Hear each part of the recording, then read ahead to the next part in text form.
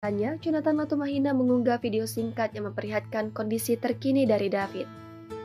Jonathan Latumahina mengabarkan jika saat ini David akhirnya sadar setelah kurang lebih 2 minggu koma. Meski demikian, David belum sepenuhnya sadar karena masih dalam masa pemulihan. Bahkan Jonathan mengatakan bahwa David terlihat masih emosi, namun belum bisa mengenali banyak orang yang berkontak dengan dirinya. Sementara itu, Jonathan Latumahina juga meminta sang putra untuk tetap bersabar. Sebab David terlihat sangat emosional, sehingga ditakutkan hal tersebut akan menghambat proses penyembuhannya. Sementara itu, sebelumnya Jonathan Latumahina membagikan kondisi David yang harus dirawat menggunakan berbagai peralatan medis. Diketahui, jika sejak dilarikan ke rumah sakit, David harus mendapatkan bantuan dari alat pernafasan. Bahkan di hidung David dipasangi selang serta lehernya yang telah dibolongi, guna dipasangi alat bantu pernafasan. Salah seorang dokter ahli anestesi pun menjabarkan kondisi terbaru David jika dilihat dari penampakan video yang dibagikan sang ayah. Kamu harus sabar ya, sabar boy. Istighfar. Ledakkan kemarahanmu terus. Nanti tenagamu dipakai untuk penyembuhanmu. Aku tahu kamu lagi marah tapi udah cukup. Istighfar. Terus istighfar. Ya sayang, istighfar. Nah, kan. Jangan marah-marah. Dah, istighfar.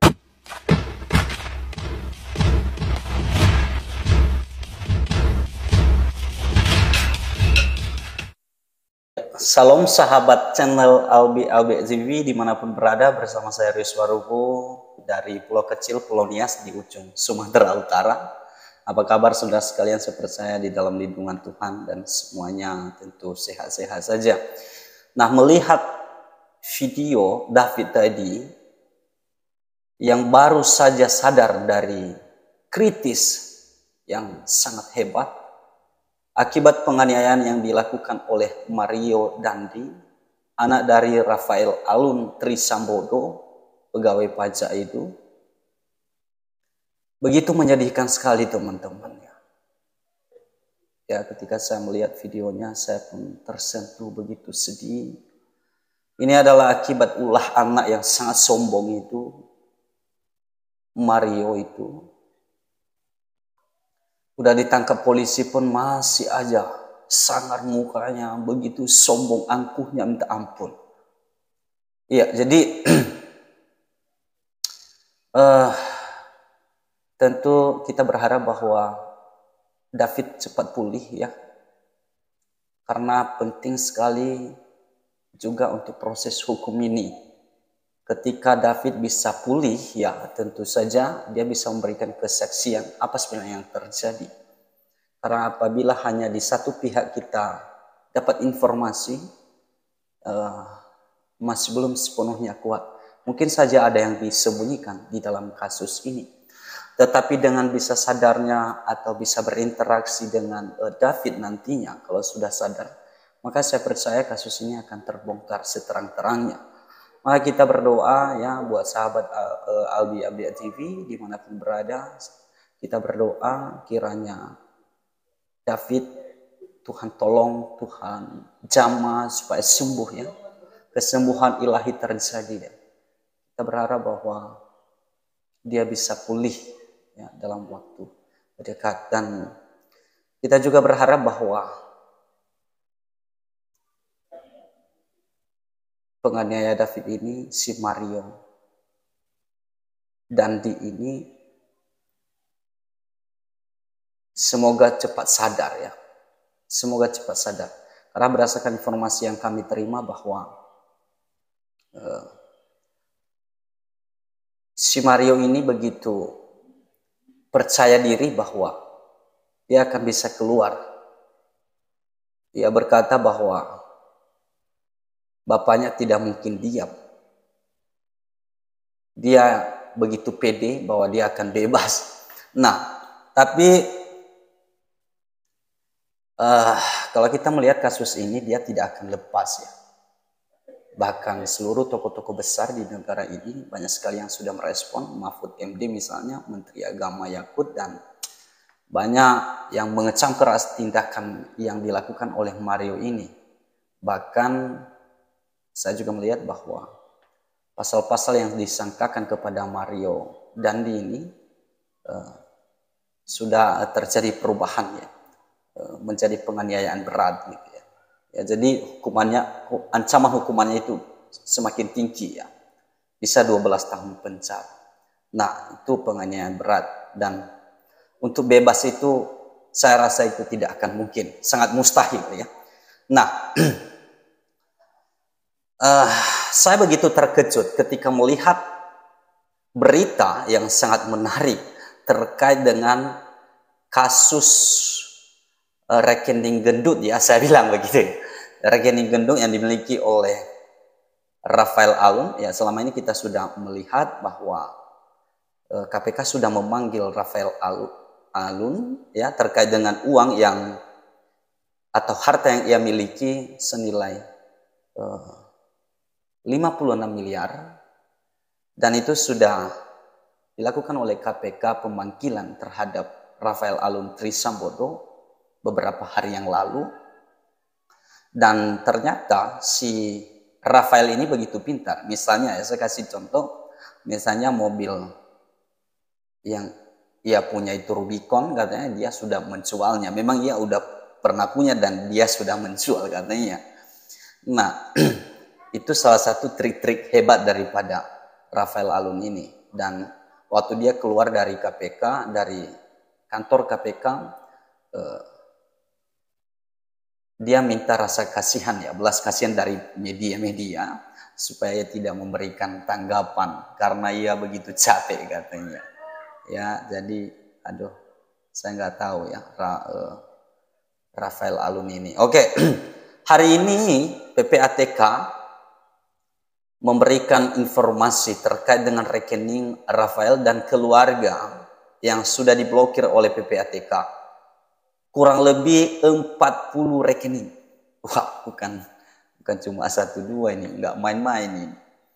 Nah, PPATK sudah memblokir 40 lebih, kurang lebih seperti itu, rekening dari Rafael. Nilai transaksinya itu luar biasa, sangat fantastis. Mencapai 500 miliar. Wah, mencapai 500 miliar ya.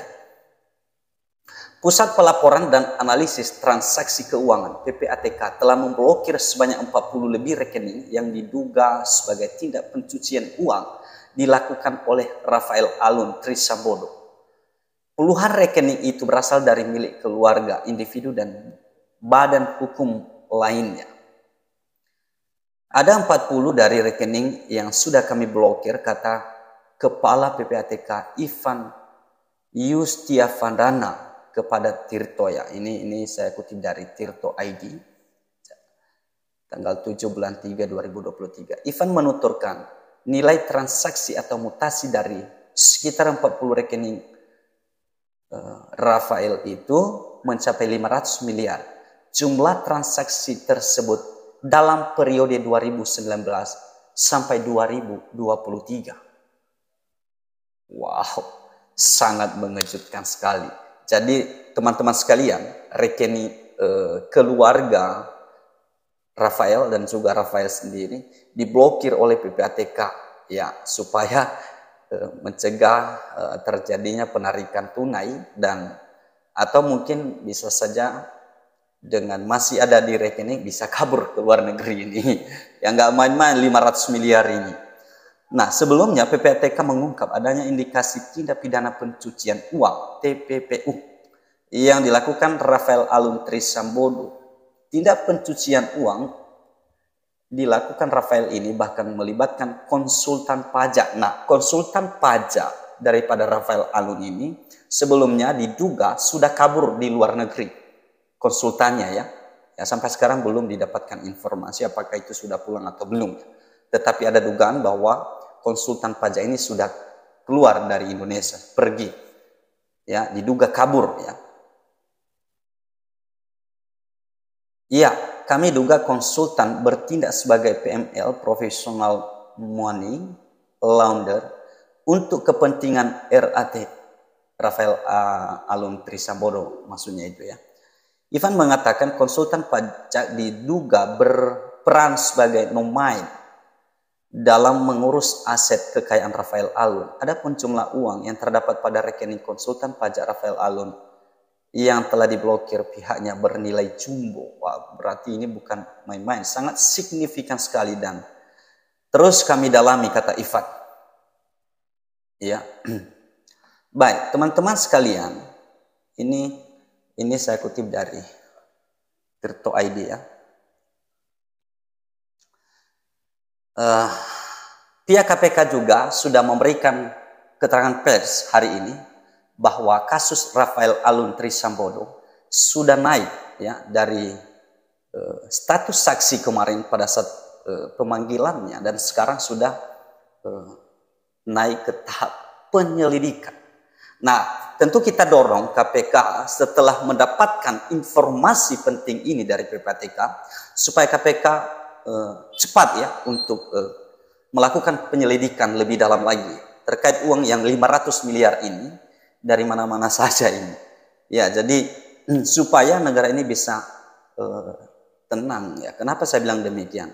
Bagaimana bisa tenang kalau misalnya masyarakat Indonesia tidak percaya dan tidak mau membayar pajak? Itu makanya saya bilang bahwa dengan dilakukannya ini, biarlah dikembalikan di kas negara. Kalau misalnya kasusnya sudah selesai, apabila itu adalah hasil pencucian uang, ya biarlah dikembalikan itu ke kas negara, ya, supaya negara kita itu tidak krisis. Ya, jadi juga masyarakat Indonesia bisa pulih kepercayaannya dan mau membayar pajak. Nah,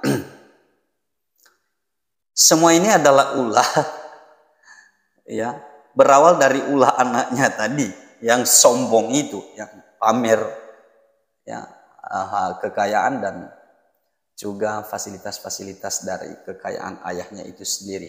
Nah, teman-teman sekalian dimanapun berada, saya percaya bahwa kita semua harus memberikan dorongan kepada KPK.